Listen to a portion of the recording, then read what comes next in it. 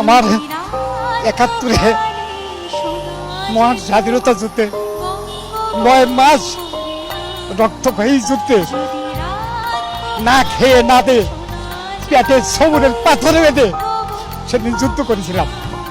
এই দেশের চাই নেই কা, এমন দেশ চাই নেই কা।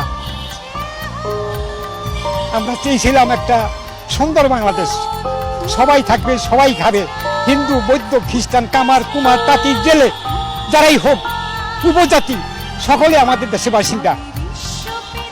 আমরা সবাই একসাথে মিলে ডাক্তার ইঞ্জিনিয়ার যত আছে সকলেই আমরা একসঙ্গে যুদ্ধ করেছিলাম।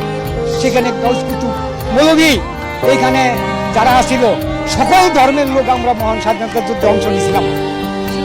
আমরা এমন দেশ চাইনি কা যে এই দেশে আবার নতুন করে খুন খারাপি হবে, চুরি ডাকাতি হবে, মানুষ ঘরে থাকতে পারবে না, ঘরের গরু পর্যন্ত তারা নিয়ে যাবে, এমন চুরি ডাকাতি দেশে শুরু হয়ে, এটা তো চাই নেই দেশে।